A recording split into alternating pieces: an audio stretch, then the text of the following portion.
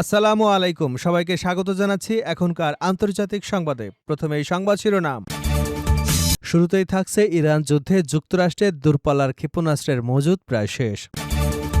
এবারে জানাবো হামলার পর লোহিত সাগরে ডুবে গেল ভারতীয় জাহাজ। জানাবো দিল্লিতে শেখ হাসিনার গণমাধ্যমে ভাষণ নিয়ে যা বলছে ভারত। পালাচ্ছে ইসরায়েলিরা, বিদেশ গিয়ে আর ফিরছে না অনেকেই। সৌদি আরবের বিমানবন্দরে হামলা এবং সর্বশেষ জানাবো জেরুজালেম ইস্যুতে বৈঠকে বসছে শক্তিশালী 15 মুসলিম দেশ। এতক্ষণ শুনছিলেন সংবাদ শিরোনাম, এখন বিস্তারিত। তার আগে আপনি যদি ইরানের পক্ষে থাকেন তাহলে চ্যানেলটি সাবস্ক্রাইব করে ভিডিওতে একটি লাইক দিন আর কমেন্টসে লিখুন স্ট্যান্ড উইথ ইরান। রয়টার্স এক্সক্লুসিভের প্রতিবেদন, ইরান যুদ্ধে যুক্তরাষ্ট্রের দূরপাল্লার ক্ষেপণাস্ত্রের মজুদ প্রায় শেষ। ইরানের সঙ্গে 5 মাস ধরে চলা যুদ্ধে যুক্তরাষ্ট্রের সেনাবাহিনী তাদের অত্যন্ত নির্ভুল দূরপাল্লার ক্ষেপণাস্ত্রের বড় অংশ ব্যবহার করে ফেলেছে, এমনটাই দাবি করেছে বিষয়টি সম্পর্কে অবগত 3টি সূত্র। তাদের মতে এতে ভবিষ্যতে সম্ভাব্য সংঘাত মোকাবেলায় মার্কিন সামরিক প্রস্তুতি নিয়ে উদ্বেগ তৈরি হয়েছে। মঙ্গলবার আন্তর্জাতিক সংবাদ সংস্থা রয়টার্সের এক্সক্লুসিভ এক প্রতিবেদনে এ তথ্য জানানো হয়েছে। সূত্রগুলোর তথ্য অনুযায়ী সবচেয়ে বেশি ব্যবহৃত হয়েছে সেনাবাহিনীর ভূমি থেকে ভূমিতে নিক্ষেপণযোগ্য আর্মি ট্যাকটিক্যাল মিসাইল সিস্টেম এবং প্রিসিশন স্ট্রাইক মিসাইল। দুটি সূত্রের দাবি, এই দুই ধরনের ক্ষেপণাস্ত্রের প্রায় মজুদ পুরোপুরি ব্যবহার করা হয়ে গেছে। যুক্তরাষ্ট্রের এসব দূরপাল্লার ক্ষেপণাস্ত্রের মজুদ কতটা কমে গেছে সে তথ্য আগে প্রকাশ্যে আসেনি। দূর থেকে নিরাপদ অবস্থান থেকে নির্ভুলে হামলা চালানোর সক্ষমতার কারণে এই অস্ত্রগুলো যুক্তরাষ্ট্রের সামরিক ভাণ্ডারের গুরুত্বপূর্ণ অংশ। যুক্তরাষ্ট্রের সরবরাহ করা ATACMS ক্ষেপণাস্ত্র ইউক্রেন যুদ্ধে গুরুত্বপূর্ণ ভূমিকা রেখেছে, যার মাধ্যমে ইউক্রেন রাশিয়ার অভ্যন্তরে লক্ষ্যবস্তুতে হামলা চালিয়েছে। অন্যদিকে PRSM নতুন প্রজন্মের আরও উন্নত ক্ষেপণাস্ত্র, যা ধীরে ধীরে ATACMS এর জায়গায় নিচ্ছে এবং এর পাল্লা আরও বেশি। বিশ্লেষকদের মতে প্রতিটি ক্ষেপণাস্ত্রের দাম 10 লাখ মার্কিন ডলারেরও বেশি এবং চীনের সঙ্গে সম্ভাব্য কোনো সংঘাতে এসব অস্ত্র গুরুত্বপূর্ণ ভূমিকা রাখতে পারে। তবে যুক্তরাষ্ট্রের হাতে বর্তমান কতটি ক্ষেপণাস্ত্র অবশিষ্ট আছে সে বিষয়ে কিছু জানানি এ সূত্রগুলো। মার্কিন প্রেসিডেন্ট ডোনাল্ড ট্রাম্প ফেব্রুয়ারিতে ইসরায়েলের সঙ্গে যৌথভাবে ইরানের বিরুদ্ধে সামরিক অভিযান শুরু করেছিল। সে সময় তিনি যুদ্ধ স্বল্প সময় শেষ হবে বলে আশা প্রকাশ করেছিলেন, কিন্তু যুদ্ধ দীর্ঘায়িত হওয়ায় বিষয়টি জানা 3টি সূত্রের মতে ক্ষেপণাস্ত্রের মজুদ দ্রুত কমে যাওয়ায় রাশিয়া এবং চীনের মতো প্রতিদ্বন্দ্বী দেশগুলোর বিরুদ্ধে যুক্তরাষ্ট্রের প্রতিরোধ ক্ষমতা সীমিত হতে পারে। আরেকটি সূত্র জানিয়েছে মধ্যপ্রাচ্যে মার্কিন বাহিনীর দায়িত্বে থাকা সেন্ট্রাল কমান্ড যুদ্ধ শুরুর আগে তাদের হাতে থাকা প্রায় সব স্থলভিত্তিক ক্ষেপণাস্ত্র ব্যবহার করে ফেললেও বিশ্বের অন্যান্য স্থানে থাকা মার্কিন সামরিক মজুদ থেকে নতুন সরবরাহ পেয়েছে। বিষয়টি সংবেদনশীলতার কারণে সব সূত্রই নাম প্রকাশ না করবার শর্তে রয়টার্সের সঙ্গে কথা বলেছেন।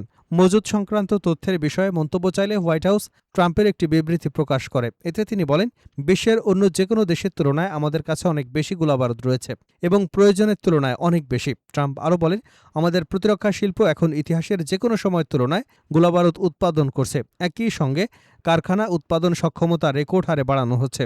বিশ্লেষকেরা একমত যে আর্টিলারি সেল এবং বিভিন্ন ধরনের ক্ষেপণাস্ত্রের উৎপাদন বর্তমানে রেকর্ড পর্যায়ে রয়েছে, তবে তাদের সতর্কবার্তা দীর্ঘস্থায়ী যুদ্ধ চালানোর জন্য এই উৎপাদন যথেষ্ট নাও হতে পারে। হামলার পর লোহিত সাগরে ডুবে গেল ভারতীয় জাহাজ। ইয়েমেনের পশ্চিম উপকূলের কাছে লোহিত সাগরে বিস্ফোরক বোঝা একটি নৌকার হামলার পর একটি ভারতীয় জাহাজ ডুবে গেছে, তবে জাহাজে থাকা 14 জন নাবিককে জীবিত উদ্ধার করা হয়েছে। ইয়েমেন সরকারের সমর্থিত ন্যাশনাল রেজিস্ট্যান্স ফোর্সের মঙ্গলবার জানিয়েছে, ফাইজে নুরে আলিয়া নামের জাহাজটি আল হুদেইদার দক্ষিণে প্রায় 13 নটিক্যাল মাইল দূরে চলাচলের সময় হামলার শিকার হয়। এতে জাহাজটি ডুবে যায়, খবর আনাদোলু এজেন্সির। তবে হামলার পেছনে কারা জড়িত সে বিষয়ে কোনো তথ্য জানায়নি কর্তৃপক্ষ।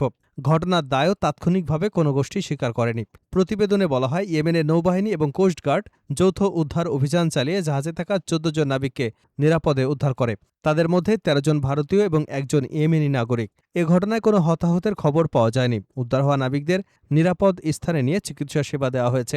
কর্তৃপক্ষ জাহাজটিকে ভারতীয় বলে উল্লেখ করলেও এটি কোন দেশের পতাকাবাহী তা বোঝা যাচ্ছিল না, কারণ এটিতে কোনো দেশের পতাকা ছিল না বা এটির মালিকানাকার সে বিষয়ে বিস্তারিত কোনো কিছু জানানো হয়নি। ঘটনাটি এমন এক সময় ঘটল যখন গত মাস থেকে লোহিত সাগর এবং বাবেল মান্দব প্রণালীতে বাণিজ্যিক জাহাজে হামলার ঘটনা আবারও বেড়েছে। গত 20 জুলাই হুতি গোষ্ঠী সৌদি আরবের বিরুদ্ধে তথাকথিত নৌ অবরোধ ঘোষণা করে। এর জবাবে সৌদি আরব তাদের জাহাজের নিরাপত্তার বিরুদ্ধে যে কোনো হুমকির কঠোর জবাব দেবার হুঁশিয়ারি দেয়। বাব-আল মানদেব প্রণালী লোহিত সাগরকে এডেন উপসাগর এবং আরব সাগরের সঙ্গে সংযুক্তকারী বিশ্বের অন্যতম গুরুত্বপূর্ণ আন্তর্জাতিক নৌপথ। ইয়েমেনের আল হুদাইদা শহর এবং যা বর্তমানে হুদিদের নিয়ন্ত্রণে রয়েছে এই কৌশলগত নৌপথের কাছে অবস্থিত। দিল্লিতে শেখ হাসিনার গণমাধ্যমে ভাষণ নিয়ে যা বলছে ভারত। বাংলাদেশের ক্ষমতাচ্যুত সাবেক প্রধানমন্ত্রী শেখ হাসিনার গণমাধ্যমে ভার্চুয়াল অনুষ্ঠানে অংশগ্রহণের সঙ্গে ভারত সরকারের কোনো সম্পৃক্ততা নেই বলে জানিয়েছে নয়াদিল্লি। মঙ্গলবার দিল্লিতে নিয়মিত সাপ্তাহিক সংবাদ ব্রিফিংয়ে দেশটির পররাষ্ট্র মন্ত্রণালয়ের মুখপাত্র রণধীর জয়সওয়াল এ তথ্য নিশ্চিত করেছেন।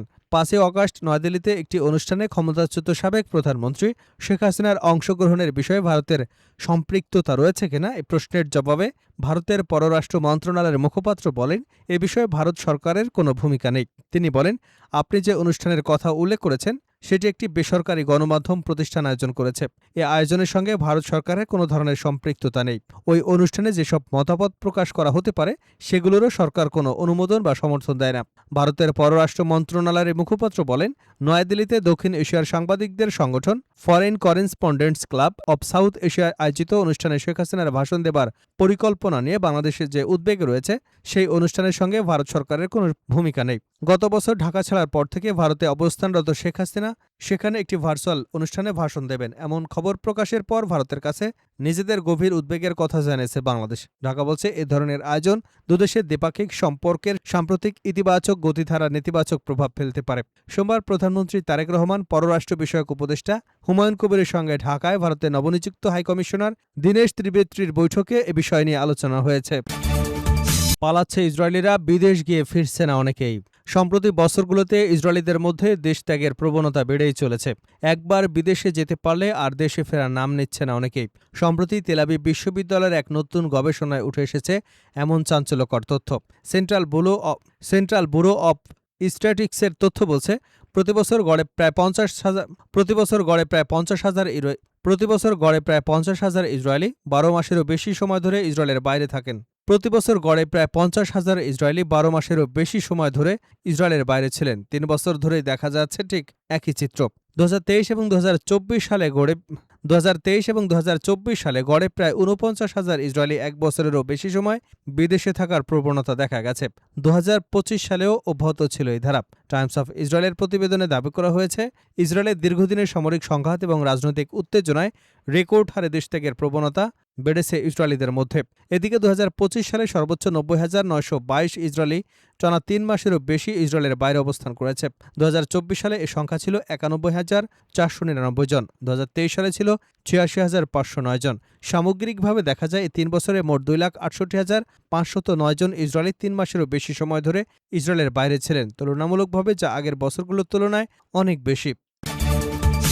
সৌদি আরবের দক্ষিণাঞ্চলীয় নাজরান প্রদেশের একটি বিমানবন্দরে ড্রোন হামলা চালানোর দাবি করেছে ইয়েমেনের সশস্ত্র গোষ্ঠী হুতি। মঙ্গলবার স্থানীয় সময় দুপুরের দিকে এ হামলা চালানো হয়েছে বলে দাবি করেন ইরান সমর্থিত গোষ্ঠীটি।